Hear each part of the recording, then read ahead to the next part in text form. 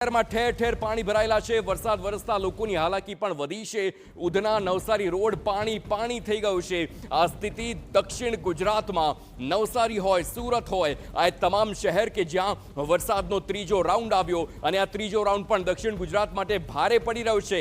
આગાહી આખા ગુજરાત માટે હતી, જેની શરૂઆત આજ સવારથી દક્ષિણ ગુજરાતથી થઈ ચૂકી છે। નવસારીમાં, સુરતમાં જે પ્રકારે વરસાદનો માર પડ્યો છે, સ્થિતિ ચિંતાજનક ફરી એકવાર જોવા મળી રહી છે।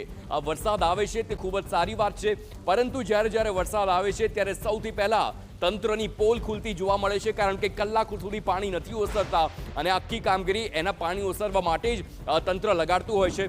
બીજી વસ્તુ, ધોધમાર વરસાદના કારણે ભૂવા પણ એટલા જ પડતા હોય છે અને અંતે ભોગવવાનું શહેરીજનોને જ આવે છે।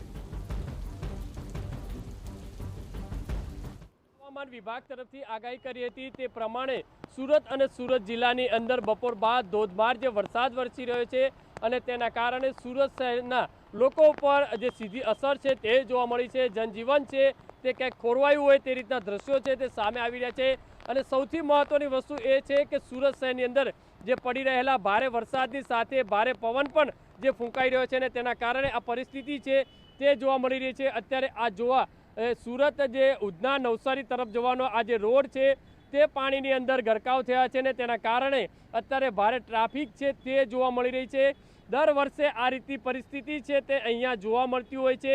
અત્યારે ટોપ એંગલથી આ દ્રશ્યો તમને જે બતાવી રહ્યા છે કે ઉધના નવસારી તરફ જવાનો આ જે રોડ છે ત્યાં જે સતત જે ભારે વરસાદ વરસ્યો ને તેના કારણે જે પાણી ભરાવાની જે સ્થિતિ સર્જાઈ હતી, એક બાજુને આખો રોડ છે તે પાણીની અંદર ગરકાવ થયો છે અને અત્યારે જે વાહનોની લાંબી કતાર છે તે જોવા મળી રહી છે।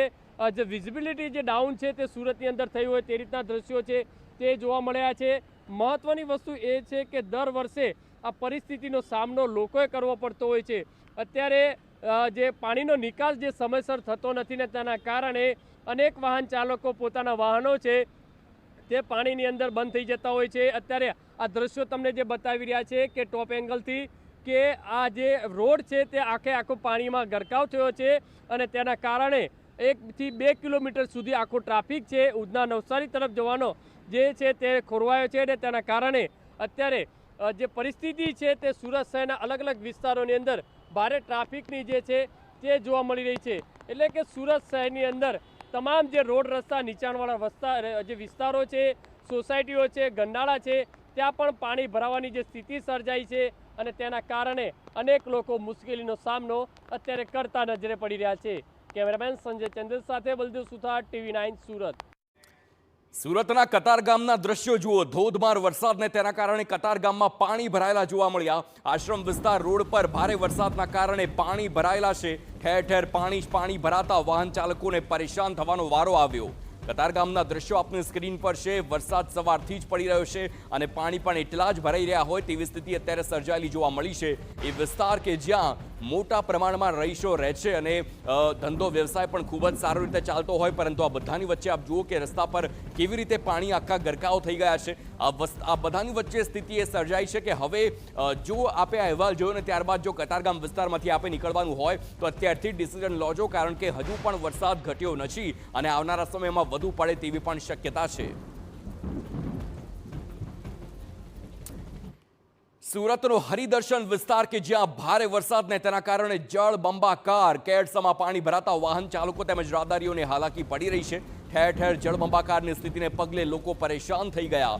હજુ પણ સુરતમાં 3 કલાક ભારે વરસાદની આગાહી। ફરી એકવાર કહું છું, 3 કલાક સુરત માટે ભારે છે। ધોધમાર વરસાદને પગલે અનેક જગ્યા પર જળ ભરાવશે। તંત્ર તેમજ ડિઝાસ્ટર મેનેજમેન્ટની ટીમો મોનિટરિંગમાં જોડાઈ છે। નીચાણવાળા વિસ્તારોમાંથી અનેક લોકોનું રેસ્ક્યુ પણ કરવામાં આવી રહ્યું છે। અત્યારે સમય થયો છે લગભગ 2:45નો અને 3 કલાકની આગાહી એટલે લગભગ સાંજે 6 થી 7 વાગ્યા સુધીનો સમય એટલો માનવો કે અતિ ભારે વરસાદ સુરતમાં પડે તેવી શક્યતા છે, તેવી અત્યારે લેટેસ્ટ આગાહી કરવામાં આવી છે। પરંતુ આગાહીમાં પણ ચેન્જીસ આવી શકે છે, કારણ કે વરસાદની આ સિસ્ટમ હોય છે તે લગાતાર સતત બદલાતી રહેતી હોય છે ને એટલા માટે જ અમે સતત એક બાદ એક અપડેટ્સ આપના સમક્ષ પહોંચાડી રહ્યા છે। સવારથી જ દક્ષિણ ગુજરાત માટે મેઘરાજા ભારે પડી રહ્યા હોય તે પ્રકારની સ્થિતિ છે, કારણ કે દક્ષિણ ગુજરાતમાં આ વખતે આ વરસાદનો ત્રીજો રાઉન્ડ છે અને જોવાની વાત એ છે કે આ 3 રાઉન્ડમાં દક્ષિણ ગુજરાતમાં હાલાકી ચરમસીમાએ હોય તે પ્રકારની સ્થિતિ સર્જાઈ અને તેમાં સૌથી વધારે કફોડી હાલત સુરતની।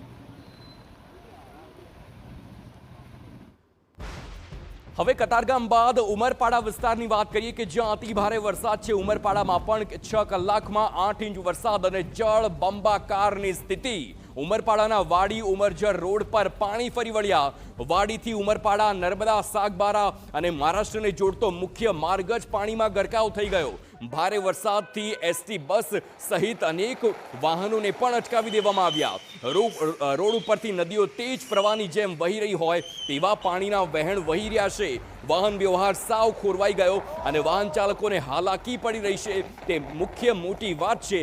જો આ મહાકાય બસને હાલાકી પડતી હોય તો નાના વાહનોની શું હાલત થાય તે આપ આ દ્રશ્યોથી જ અંદાજો લગાવી શકો છો। ઉમરપાડાની આ સ્થિતિ અને ત્યાંના વરસાદના એ દ્રશ્યો આપની સ્ક્રીન પર।